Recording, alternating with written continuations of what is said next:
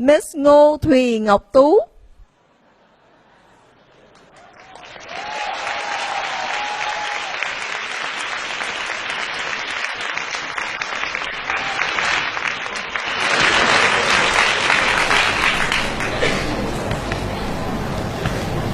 Just a few minutes.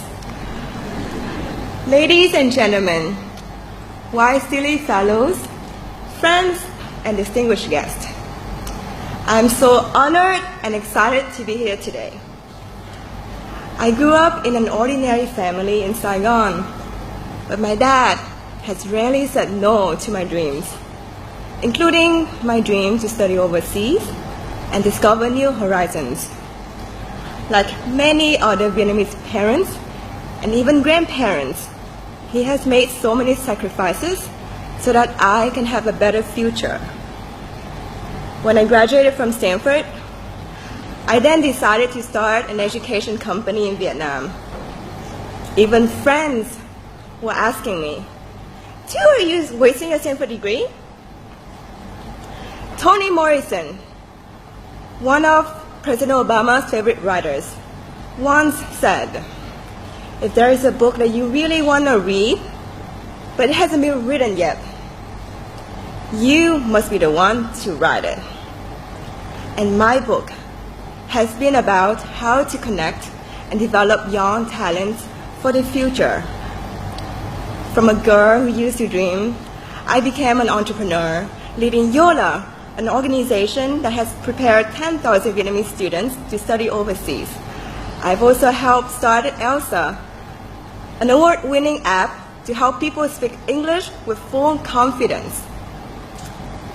In my journey, young people have asked me a lot of questions. I know I'm young too. What business should I build? How can I create lasting and sustainable impacts? How do I bring equal opportunity to everyone? Those are not easy questions, but President Obama has told young people not to be impatient.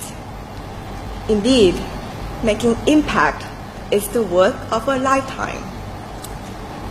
In that lifetime, President Obama also said, "We are the ones we've been waiting for, and we are the change that we seek." From a humble community organizer to the first Black president of the United States, President Obama has been an inspiration for me and many, many others. Like all of us here today, I have so many questions about Vietnam and the future.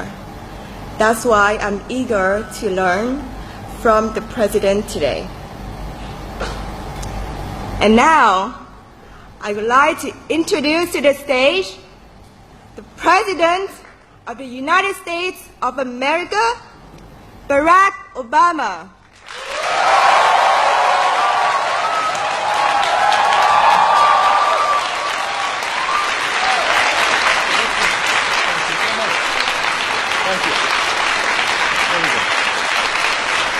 Thank you. Thank you so much. Thank you. Thank you. Thank you so much. Everybody, please have a seat. Thank you very much. Well, Xin Chào. Thank you, too, for the excellent introduction and your outstanding work to help more young people in Vietnam get an education. Give, too, a big round of applause for...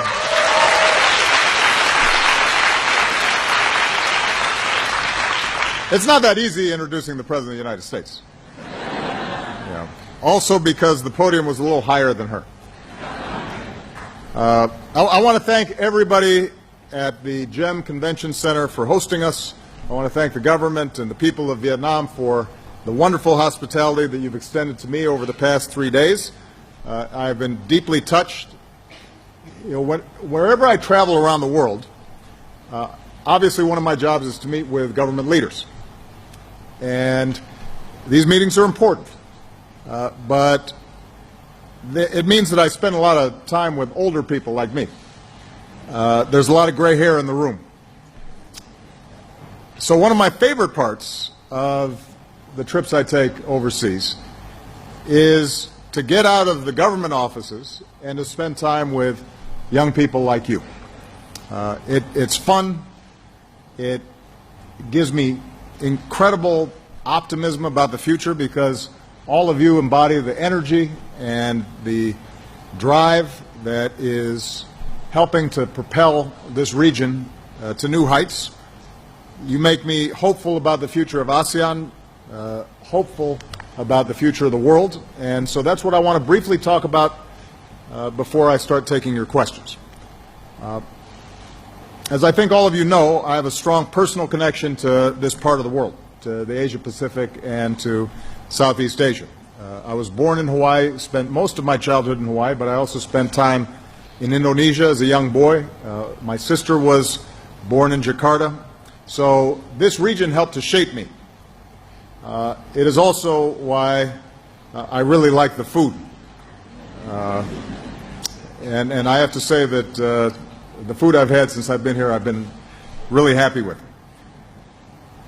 Now, as president, a key part of my foreign policy is to deepen our ties with countries and the peoples of Southeast Asia. And we've done that.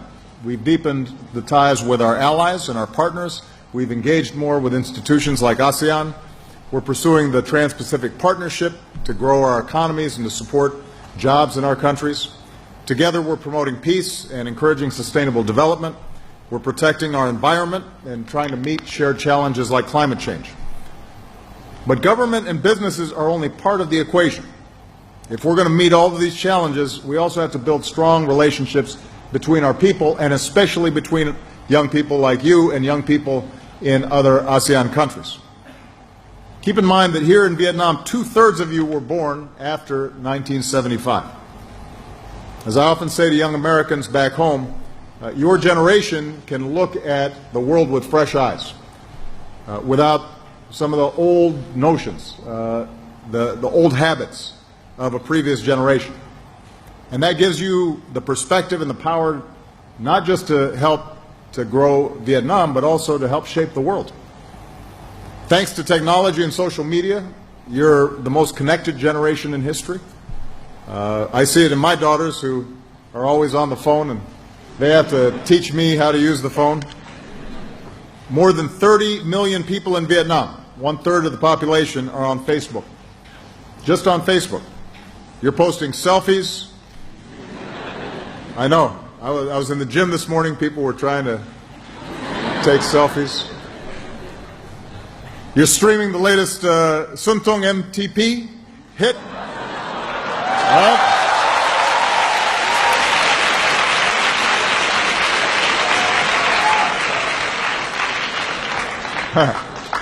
But you're also exchanging ideas and learning from each other. And so this gives you tremendous power. And we need your passion and energy and talents to tackle some of our biggest global challenges, whether it's reducing poverty, to advancing equality for women and girls, to fighting climate change. Now, even in this digital age, as Tu pointed out, change doesn't happen overnight. It requires that you stay active and involved over the long term, and it requires you to develop some practical tools. And that's why 3 years ago I launched the Young Southeast Asian Leaders Initiative, or YASILI. And the goal is to empower young people like you with the skills and the resources and the networks that you need to turn your ideas into action. Since we started this, the YASILI network has grown to more than 67,000 members across all 10 ASEAN countries, including over 13,000 here in Vietnam alone. And we've welcomed more than 350 YASILI fellows to the United States, including some of you, with more than 200 coming in the next 6 months. So a lot of what we do in YASILI is rooted in the power and importance of education. That's why nearly 19,000 Vietnamese students studying in the United States right now are helping to bring back the kinds of skills and talents that Vietnam will need to continue to grow and develop. It's why on this visit we announced a new partnership between American universities like Arizona State and Vietnamese universities to boost training in science, technology, engineering, mathematics, and medicine. It's why we announced that for the first time the Peace Corps will be coming to Vietnam with a focus on teaching English. And it's why we announced that we're moving ahead this fall with Fulbright University Vietnam, right here in Ho Chi Minh City, the country's first nonprofit independent university. And the goal is to make sure that Vietnamese students, no matter what their background, has access to a world-class education that's rooted in Vietnam's rich culture and fueled by the free exchange of ideas. And I want to thank former Senator Bob Kerrey, who is here, who's been one of the key people to help lead this effort. Thank you very much, Bob.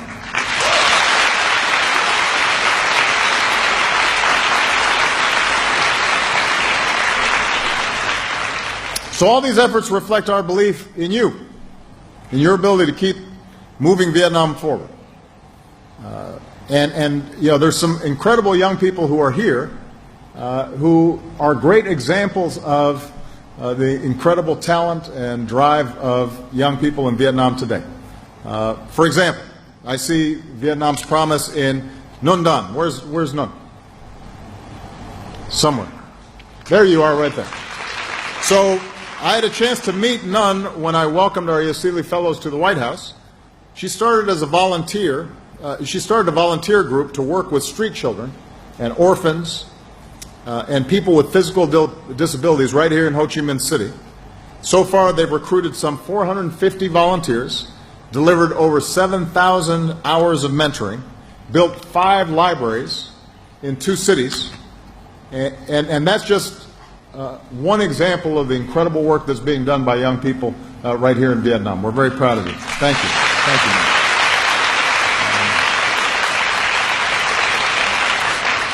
A couple other people I want to point out. We've got Loc Lê Swan. Where's Loc? There he is, right there. So Loc teaches at Ho Chi Minh City, Vietnam National University. He's a researcher at the Pasteur Institute.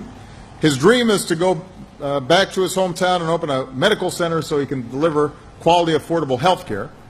He also helped start Give to Give, which works with Yasili members across ASEAN to improve their skills and build stronger networks. So we're very excited about the work that you're doing, Loc. Thank you so much.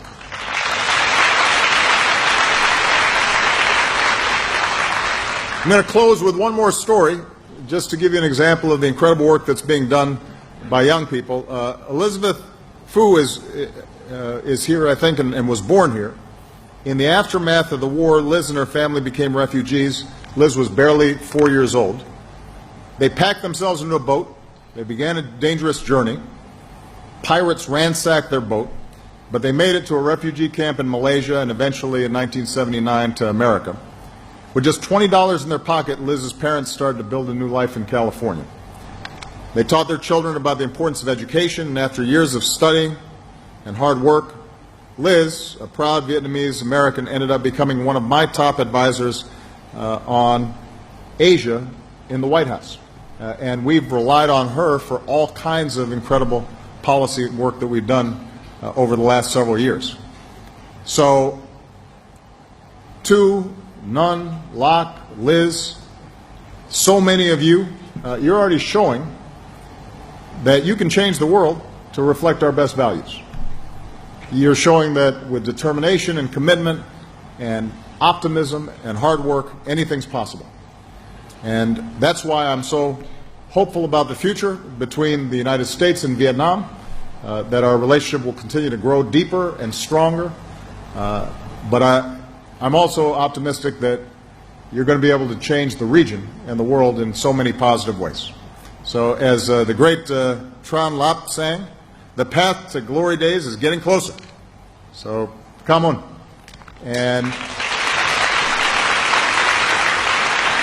so with that, now's the time for me to start taking some questions. I don't know if you've been briefed, but we have microphones in the audience. I'm going to just call on people, and I'm going to go boy, girl, so it's fair. If you can keep your questions relatively short, so that we can get as many questions as possible, and introduce yourself before you ask the question, so we know who you are. Okay? So I'm going to start right here. Yes, and we've got a microphone coming.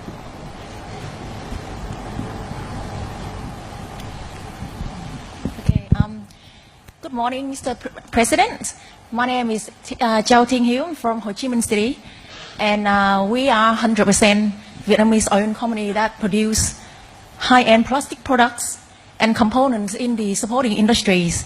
And today, it is our honor to meet with the President, and we have an ambition to request for your help.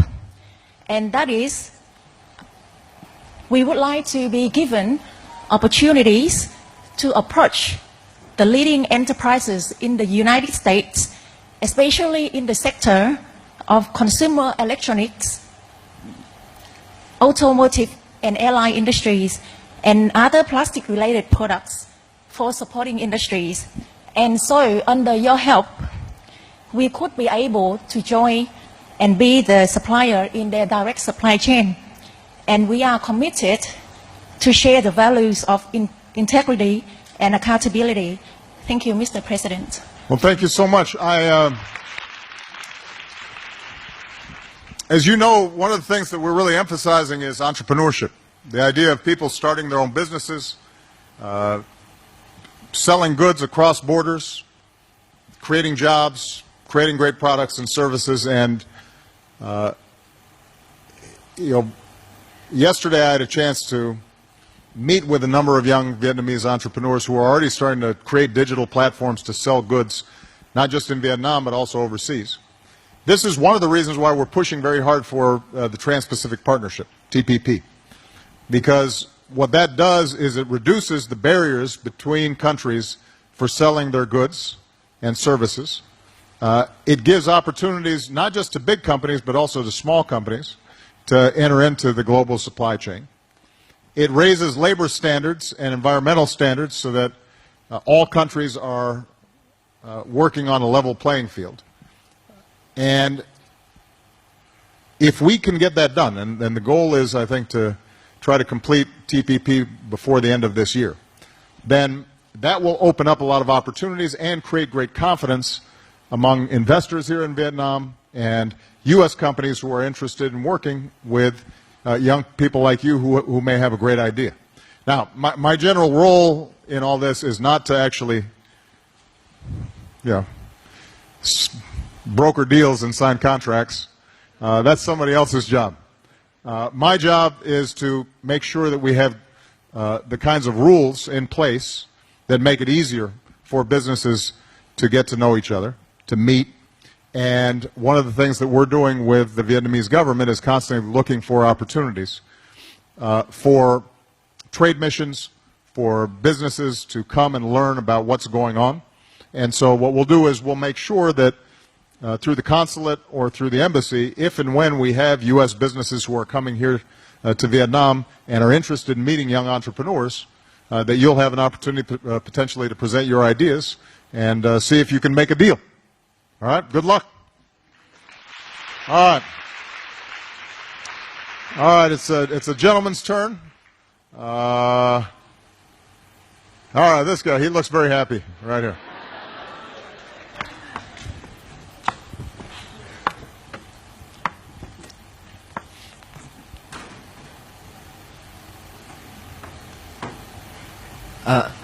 Hello, sir. Hello. My name is Hoang. I'm a student in Vietnam National University. I have two questions for you. The first one is that you are a very great leader, and we are young leaders. Do you have any advice that how can we be great like you? Oh, wow. Okay. And what's the second question?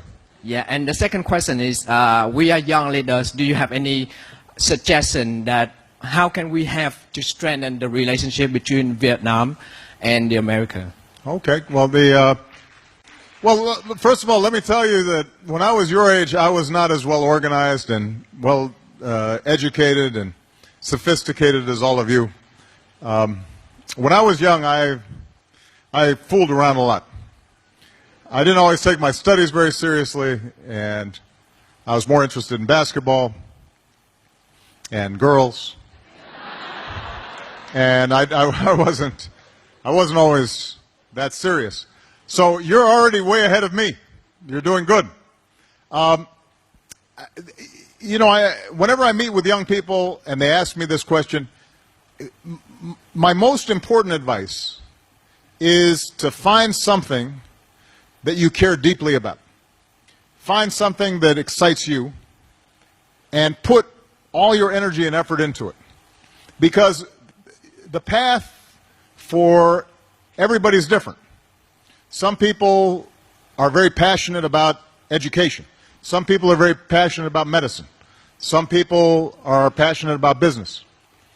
And so there's no one path to ending up being a leader. People sometimes think that to be a leader you have to be a great, you have to make great speeches, or you have to be in politics. But there are a lot of ways to lead.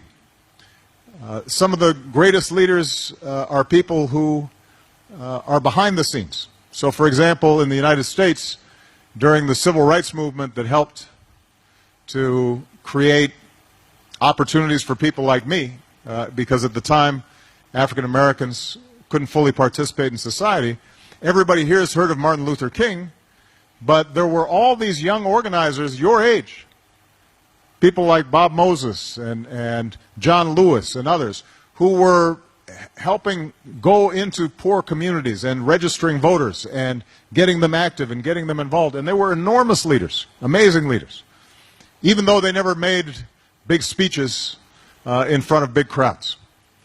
But you have to feel passionate about something. And one of the things that I always tell young people is don't worry so much about what you want to be, worry more about what you want to do. And what I mean by that is if you are passionate about your work, then naturally, over time, you are going to rise and people will admire and respect what you've done. But if all you're thinking about is, I want to be a member of the National Assembly, or I want to be very rich, or I want to be this, or I want to be that, then you pay less attention to the actual work in front of you. And most of the people I meet who are very successful in any field are people who just love their work. So Bill Gates, who started Microsoft, he didn't start off thinking, I want to be a multi-billionaire. He started off thinking, I really like computers, and I want to find out how I can create really neat software. And people, I didn't start off thinking I wanted to be president of the United States. When I finally stopped fooling around and I wanted to get serious, what I decided was that I wanted to help people in low-income communities, poor people, have opportunity. And so I went to work in poor neighborhoods in Chicago. And because I was interested in the work, I started asking questions. Okay, how can I get more education dollars for these communities? How can I get better housing built in these communities? And that's when I became more aware of how politics worked. And I started asking questions about how could I have more influence, and how could I build organizations that could potentially deliver the things that I was interested in. And that's what led me into politics. But I didn't start off saying I want to be president. I started off saying I wanted to help these people. So that's my most important advice. Decide what it is that you care about deeply, and then put everything you have into doing that. If you're interested in social media and you want to start a company, then focus on that. And if you're interested in healthcare for people in villages around Vietnam, focus on that. And if you get good at that, naturally you'll end up being a leader. And you'll have opportunities to do great things in the future. All right? Good. Okay. It's a young lady's turn. Here you go. Since you got such a, when you got the patty hat with the thank you, Obama, see? That was good organizing, so go ahead. She came prepared. I am. So thank you very much, President, for your very inspiring speeches. My name is Hương. I'm from an organization called Save Sundong. So yesterday, I I literally burst to tears when you mentioned preserving the cave for our children, our grandchildren. That is something that we've been trying to do for the past few years. So my question for you is that because Sơn Đông is not just belong to Vietnam, it is a world heritage. How would you, an American leader, a global citizen, preserve it? And you also mentioned that you would like to get back to Vietnam. If you have a chance to visit Sơn Đông, would you like to do it on foot, by trekking, or would you take a cable car, if unfortunately there's one? Well, and also, I have a gift. you've got a shirt that for me. It would be my honor if you accept this gift. No, that's a beautiful shirt. So. Thank you so much. Well, first of all, I definitely want to go visit the next time I come. And you know, I'm a pretty healthy guy, so I can go on foot. It's how long is it? 7 days. Okay, I'm good. All right, I can do that.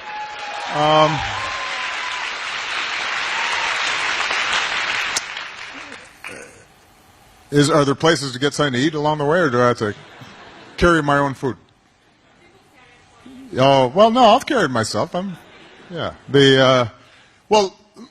look, I think the possible designation of a World Heritage Site is a complex process. It would involve, I think, working with the government of Vietnam, with existing organizations that designate World Heritage Sites. We'll be happy to work with your organization, with the Vietnamese government and others about the possibilities of doing that. But I do think that one of the great things about your generation is that you're already much more conscious about the environment than my generation was or previous generations were. And that's really important, not only to preserve beautiful sites in our countries, but also because economic development and the well-being and the health of your people and everyone around the world is going to depend on how we deal with some of these environmental issues. Now, to some degree, this is not fair. I think it's important to note, because if you think about Western industrial development,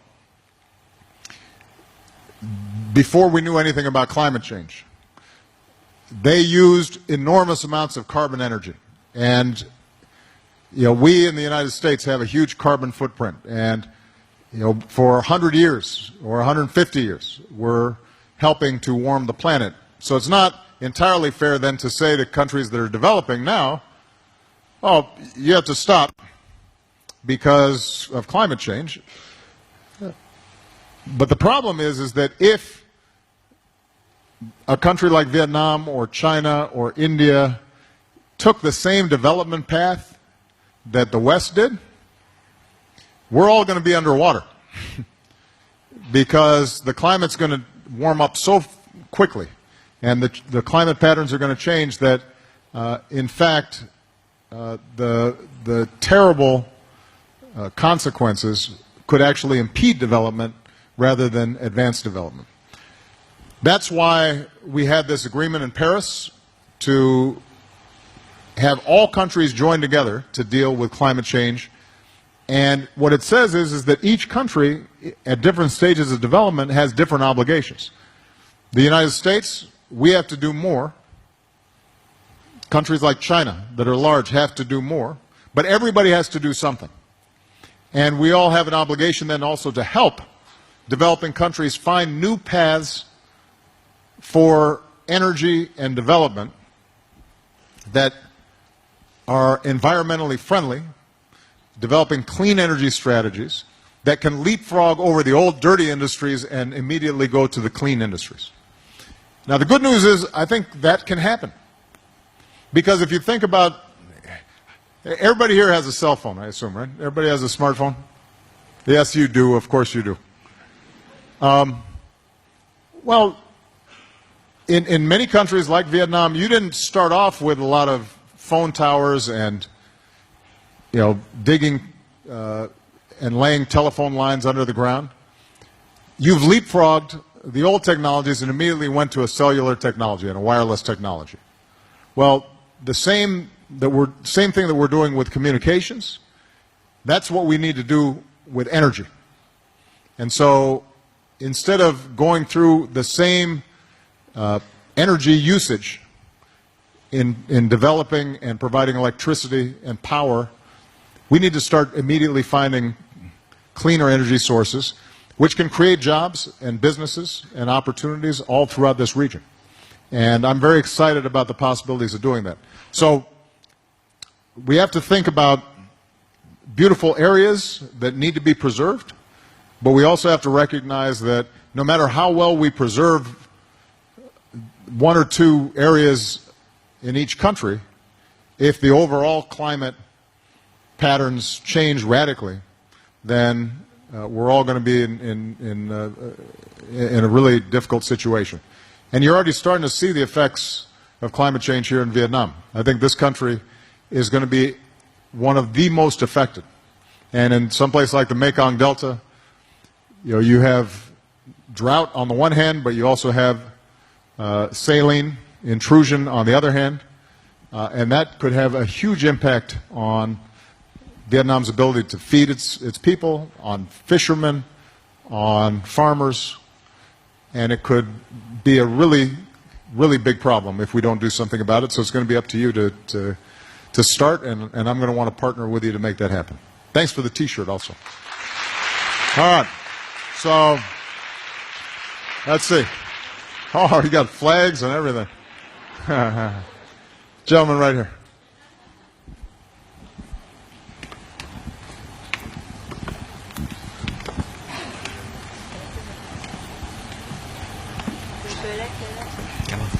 Good morning, President Obama. My name is Tuấn Phác. I'm from SIT Study Abroad, which brings American students to come to Vietnam to learn. So my question is that, as you said earlier, wisely in your initiative, and I know that you want to leave the White House very soon. So I'm wondering, when you leave, do you come up with a plan to handle for the next president to, maintain this very good idea? Thanks. Well, it's a great question. Yeah, this is something that we're already planning. Our expectation is that the next president will want to continue the incredible work that we've done with Yasili. It's not just, by the way, young people in Southeast Asia that we're doing this with. We have a Young African Leaders program that involves young people from 50 countries in sub-Saharan Africa. We have a Latin American version that brings young people together. And at some point, we're going to bring key leaders from each of these areas so that they can start learning from each other. And our hope is that the State Department will continue this program. But one of the things, people always ask me, what am I going to do after I leave the presidency? Because I'm still relatively young, not compared to you, but compared to other presidents, I'm pretty young. And I don't know everything that I'm going to do, but the one thing I do know I will continue to work on is developing young leaders in the United States and around the world.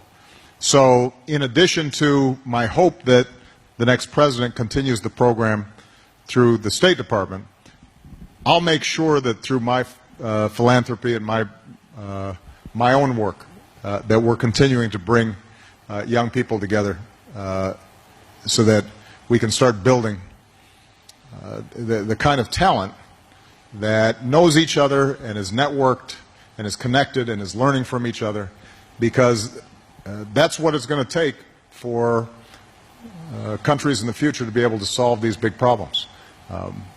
If you ask me what I'm most excited about in terms of my legacy 20 years from now, I would feel really good if I see 10,000 or 20,000 or 50,000 young leaders who are now taking over governments and businesses and nonprofit organizations, and they now know each other from different countries, and they've worked together, and they've built trust, and they've built relationships. And if I can help facilitate that, that would be something that I'd be very proud of. So you can guarantee that I'll continue to work on this. Good. All right. Yeah. Okay. Oops. Is it working? Mic ready? Here we go. Switch it up.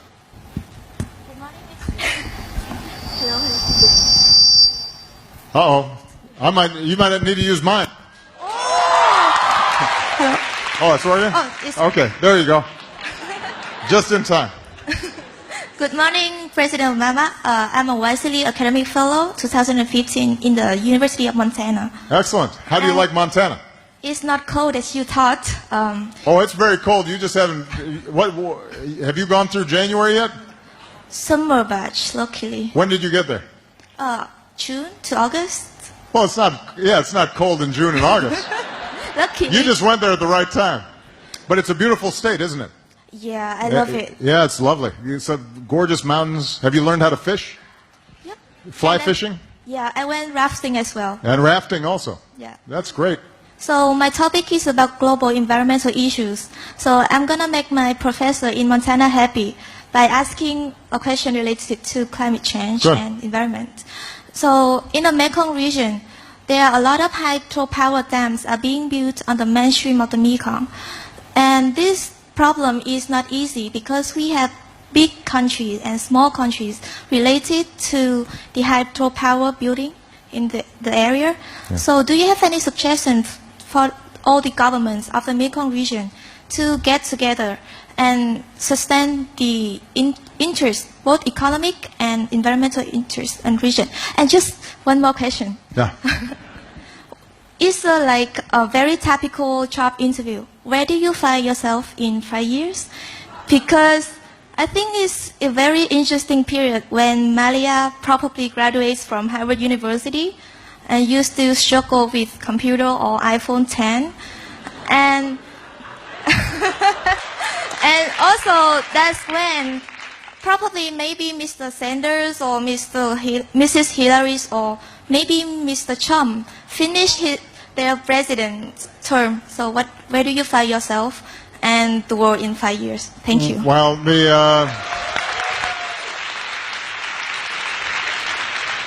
well, first of all, on the Mekong Delta, we actually, through ASEAN and the East Asia Summit, created a Mekong Delta working group with all the countries that are impacted. And we're, through our State Department and various programs, we're working to help them plan and create sustainable development across countries. Now, you're right that one of the big challenges is how do you deal with water resources and the building of dams and hydropower, and that's not a problem that's unique to the Mekong Delta. You see this in a lot of parts of the world where big projects get built with unintended consequences, and it has severe effects downstream, and the results in some cases have been not great and have had significant environmental degradation because of lack of planning. So what we're going to try to do is to continue to work with the affected countries and to provide them with the technical assistance and the evaluations of what needs to happen, what they need to watch out for, and hopefully that information is power. That information then can be used to negotiate on an international level to try to prevent some projects that might have very bad effects. But one of the things that we've seen in ASEAN is when small countries band together as a unit, then their power is magnified. That's true on economic issues, that's true on environmental issues, that's true on security issues. And we've seen, since I became president, I think a greater willingness of the ASEAN countries to do more substantive work. It used to be, I think, ASEAN would meet and everybody was very polite, but you didn't always have, I think, as many specific concrete plans of action. And now you're starting to see, I think, ASEAN being used as a much more effective tool for policy making, and the environmental area is a critical place where that can happen. In terms of where I see the world in 5 years, some of you are going to be doing great things, and I'll be very excited to find out what you're doing. I suspect that I'm going to be doing the kinds of work that I've been doing all my life. I'll be doing organizing work and involved in public policy issues, but I just won't be doing it in a formal way through elected office. I'll be like a community organizer, except a little more famous than I used to be. In terms of American politics, I tend to be positive and optimistic about American politics. I think sometimes other countries look at our election system and we think, and people think, wow, what a mess. But usually we end up doing okay because the American people are good people. And they have, as I hope you've met, you've gotten to know people in Montana, the American people are generous, and they're decent, and they're hardworking, and sometimes our politics doesn't express all the goodness of the people, but usually, eventually, the voters make good decisions, and democracy works. So I'm optimistic that we'll get through this period. And one of the great things about the United States is that even when it makes mistakes, I think it's able to adjust and recognize our mistakes, and then we correct course and take different steps. So things are going to be okay. I promise. Good. All right. Let's see. All right. This guy, he has two hands up and a symbol. I don't know what that means, but I don't know. It was interesting, so we'll call on him. Maybe he'll explain it. Yes, hello, Hello. Mr. President. I want to say that you are so handsome. Oh. Okay. Well, you can just stop there if you want. Okay, the two questions of me now turn a little bit into business. Business. Yes, you tell that just find something you are deeply care about, and my deepest care about is human resource management or talent management. And now... Hotel management, did you say? Talent management. Talent management. Yes. Got it. Okay, now we are joining AEC and TPP. It means that beside opportunities, we have many challenges. The most challenge that they have many overseas companies. They want to attract Vietnamese talents. And can you give the suggestions? We cannot just based on the patriotism of them to force them to stay in Vietnam. They have a chance to seek for their old developments. So how can Vietnamese firms and Vietnam government can have them stay and contribute to Vietnam? And one more question is about entrepreneurship. In the trend of this, there is more startup company will have a lack of human resource because they move from other countries. And how can the young entrepreneurs can deal with it? Can you give any suggestion? Thank you. Okay. Well, look, if I understood your question, so TPP, you've got these new opportunities. Companies are going to be interested in coming into Vietnam as investors or as business partners with existing Vietnamese companies. And I think that any good foreign company is going to want to partner with a Vietnamese partner who understands the culture, understands the system. They're going to be looking for young talent. And if you start a company that helps to identify talent and is then helping those who are doing business here to recruit, I'm sure that will go very well. This is not an area that I'm an expert on, but one of the things that we're seeing is through organizations like, or companies like LinkedIn. I don't know if you've heard of that, based out of Silicon Valley, but they've been able to build these digital platforms where people are continually updating their resumes and providing their information, and that becomes a powerful tool then for human resource people who are recruiting. And it's conceivable that you could do something equivalent to that in Vietnam in preparation for the ongoing growth and development of businesses here in Vietnam. So that's a great idea. Good luck. In terms of the question on entrepreneurship, I wasn't clear exactly what your question was. Was it that you think talented Vietnamese are going someplace else instead of staying here? Is that right?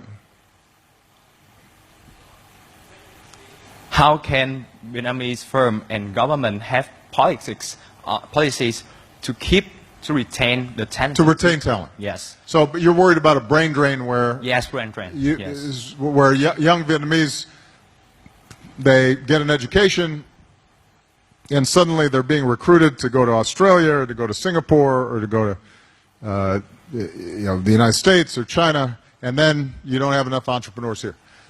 Well, look, I think the best way to retain talent in any country is to make sure that talent is rewarded. And the way to reward talent is to have strong rule of law, to have a good education system, to have the ability to start a business relatively easily, to make sure that government policies, when it comes to taxation or when it comes to building infrastructure, that those policies are good ones, and so that people feel as if by staying here, this is the best place for them to make it. People usually don't want to leave their home countries if they feel like they've got opportunity in their home countries. Usually they end up leaving if they feel as if they're stuck in their home countries. And so one of the benefits of the Trans-Pacific Partnership is it's going to lead to the government taking a series of legal reforms that I actually think will create a better business environment, and it means for young, talented people like you, there's no reason to leave because you're going to be in a position to do great things here in Vietnam. The places that I think lose talent, where there's a lot of corruption, so no matter how hard you work, you always have to pay a bribe, or you've got to hire somebody's cousin to, to get a license to do something, that ends up frustrating people. I think people feel frustrated if there's not a good education system, because the truth is that not only do you need a good education, but then if you want to start a business, you've got to be able to hire people who also have a good education. And so you've got to count on the schools training people properly. You want to have good infrastructure. You have proper roads, and you want to have proper wireless service in order for you to do business in the 21st century. Environmental issues are increasingly important. I mean, there are some countries where it's actually hard to recruit people because it's hard to breathe in some of the big cities. Now, you don't want to raise your kids. No job is so important that it's okay if your children have asthma and they can't breathe, right? And so, interestingly enough, if you want the best talent today, you have to pay attention to quality of life issues and making sure that people can have clean air and clean water, and they're not being exposed to pollution that may cause cancer and things like that. So those are all policies that end up making a difference in retaining talent in any country, in any city, and any community. Good. All right. Okay, well, we got these young ladies, they got a flag, so since you brought a flag, I'm very impressed with your planning. Those of you with the hats, the flags, it's good organizing. Hi, my name is Christina, and I'm with my colleague Hua and some of our other colleagues here, and we work for an American anti-human trafficking NGO called Pacific Links Foundation. So we fight against human trafficking here in Vietnam. With Vietnam emerging as an important player in the TPP, many companies will start to shift their production and factories to Vietnam, which will create a new mobile workforce. With that comes the unfortunate opportunity for human traffickers and labor brokers to take advantage of these workers, such as promising, like creating false promises or tricking them or even coercing them into moving across borders and therefore forcing them into a situation of being trafficked. What is the United States federal government doing to prevent human trafficking in the global supply chain? Well, first of all, this is... Before you answer, can I give a question? Yeah. I'm sorry, I didn't know. Yeah, because we had the same... You're a tag team, I got it. Yeah, okay. Thank you. So, dear President, what should I ask you for now? Because before I came here to government, I asked whenever I met someone, I also asked, what do you want to ask if you can meet President? And there are a lot of questions and a lot of comments. And for now, I forgot everything. But this Falak is remind me about the Kenya friend. She is lawyer and very smart. And she said that she gave me this because she said that I said she should become the Kenya president. And she said that I do. If you can ask President Obama join the human trafficking prevention strategy. Thank you. Yep. All right. Well, let me see. You lost my train of thought. No. Look, the issue of human trafficking is something that we have made a top priority in our State Department and the United States government. So we have an entire set of policies designed specifically to work with countries to prevent human trafficking. And we've actually begun making progress in improved enforcement, in improved law enforcement coordination. NGOs have been very helpful as partners with us in identifying what are some of the paths where people are being exploited. With respect to TPP, it's precisely because we put such an emphasis on this that we actually have provisions in TPP designed to prevent human trafficking.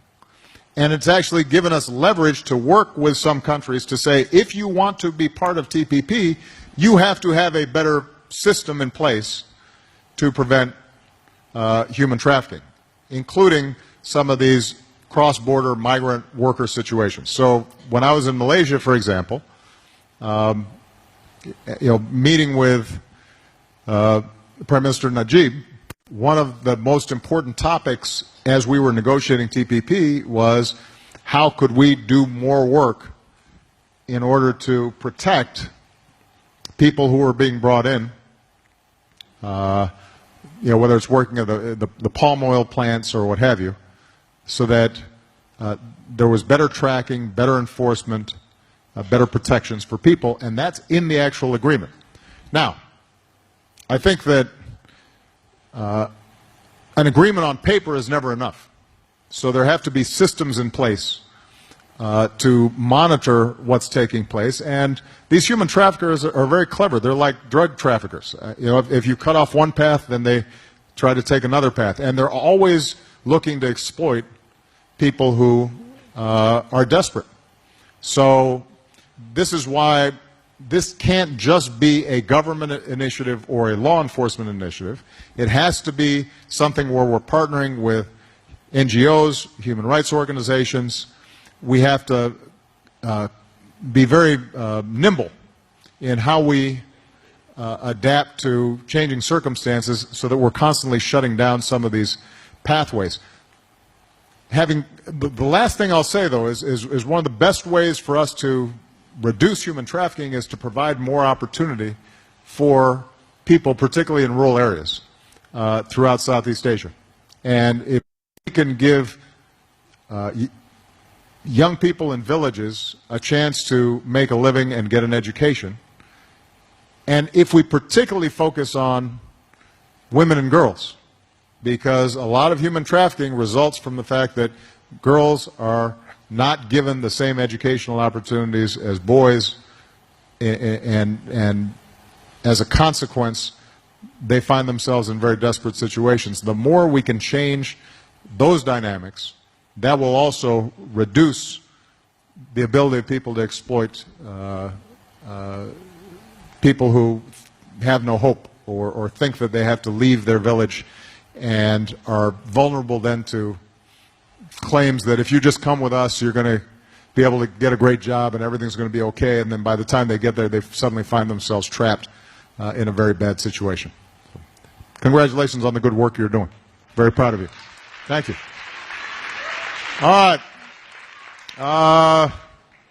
How much more time we got? We only got time for one more question? All right, I'll take two more questions.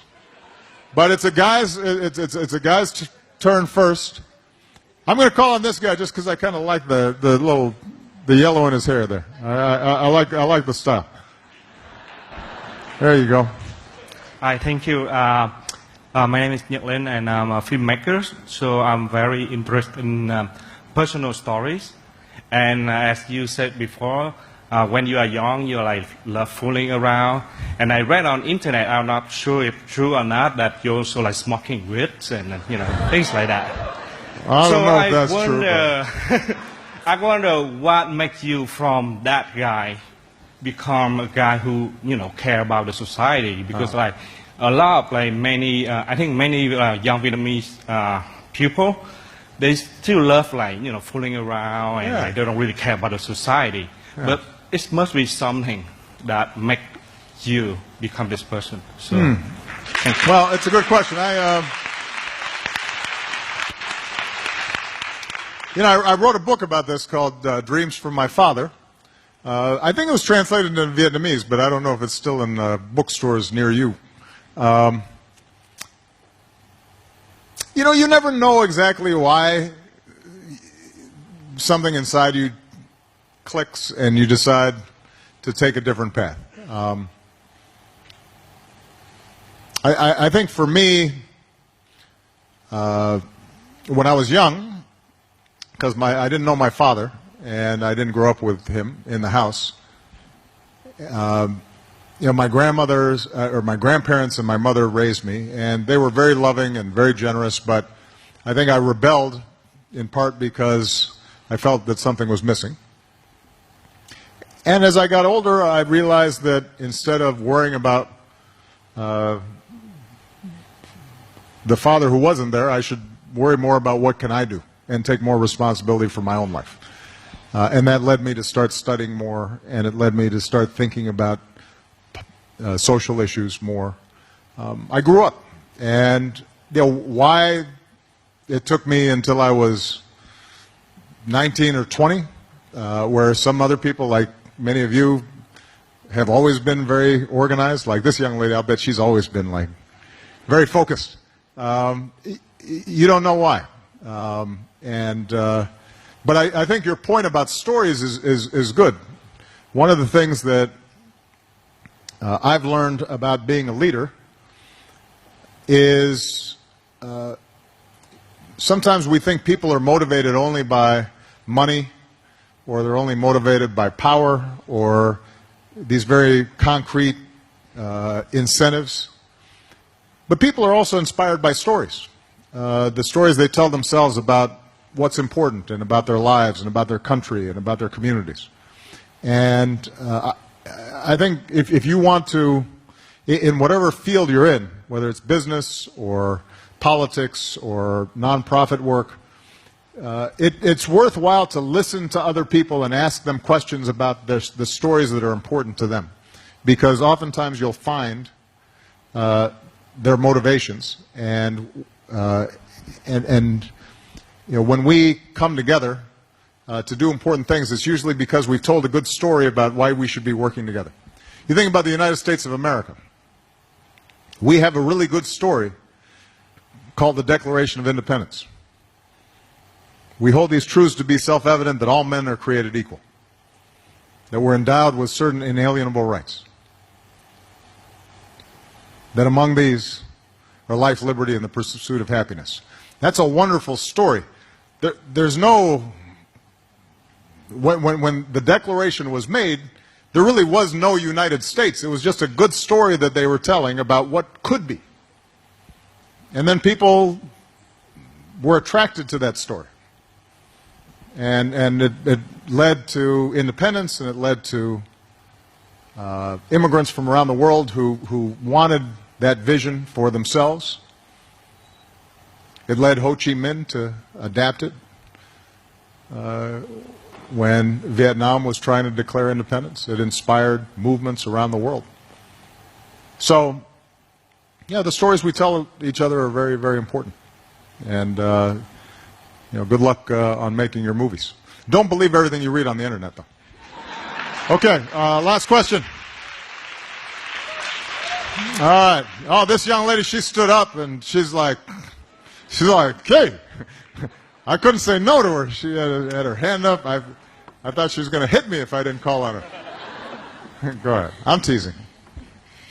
Hi, so I am a rapper here in you a rapper? Saigon, Vietnam. Oh, yeah? So Well, you have spoken a lot about environment and like politics and economic progress of Vietnam, but as an artist, we have a lot to say. Okay. We have message to say, and I want to know how important it is for a nation to really help and promote their art and culture and helps it to help its nation in the future. Okay. Before I answer your question, then why don't you give me a little rap? Let's see what you got. Come on. Do you need like a little beat? Yes, I do. No, go ahead. Come on. Vietnamese or English? In Vietnamese, of In course. Vietnamese? Now I won't know what it means, but just a short version, because I got to get going. Go ahead. Tình hình một mình nhà lầu trình anh giàu sang như vua chúa, giật mình sự tình thiệt ra đen đúa. Mà đời vậy là hey, it's been a crazy day. Khi mà ta nhắm hai đôi mắt, xuống mái chèo trời với mây. My name is Sue Boy, by the way. Well, that was good. See there? That's pretty good. What were you just rapping? What was your verse there? I was just talking about some people having a lot of money, having big houses, but actually, are they really happy?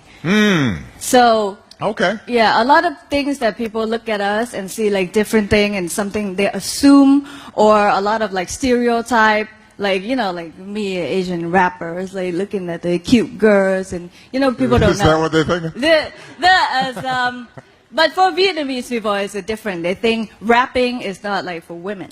Well, that's true in the United States too. I mean, I just mean that there's always been sort of sexism and gender stereotypes in the music industry, like every other part of life. But to answer your question, look, the arts are important. Artistic expression is important. It's what I was just saying to the filmmaker about stories that we tell each other.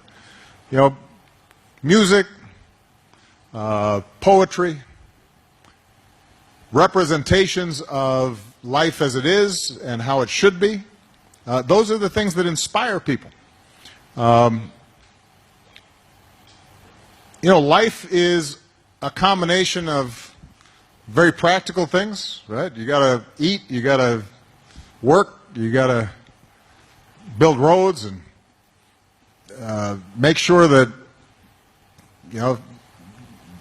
some dam isn't ruining a community, but it's also the spirit that we have inside of us, and how is that expressed, and what are our vision and what are our ideals for the future, and how do we want to live together, and how do we treat each other. And one of the most important things about art is it teaches you to not just think about yourself, but it puts you in the head of other people. So you start realizing somebody else's pain or somebody else's hopes, and you start realizing that we have more in common. So if I read a novel by somebody in Africa, now suddenly I understand more about how we are similar. And if I listen to a Vietnamese rap and it connects to the things that I'm feeling, now I feel closer to a country on the other side of the world. And that's how we build understanding, and that's how we end up being able to work together and plan together and build a better future together. So, look, let's be honest, sometimes art is dangerous, though, and that's why governments sometimes get nervous about art. But one of the things that I truly believe is that if you try to suppress the arts, then I think you're suppressing the deepest dreams and aspirations of a people. And one of the great things about the United States, for all of our flaws in a lot of areas, is that we do give much greater expression to our culture. And something like rap, which started off as an expression of poor African Americans, now suddenly has become a global phenomenon and is really the art form of most young people around the world today in a lot of ways. Imagine if at the time when rap was starting off that our government had said no, because some of the things you say are offensive, or some of the lyrics are rude, or you're cursing too much. Then that connection that we've seen now in hip-hop culture around the world wouldn't exist. So you got to let people express themselves. That's part of what a modern 21st century culture is all about. All right, everybody, I've got to go, but this has been wonderful. Thank you so much. God bless you. Thank you.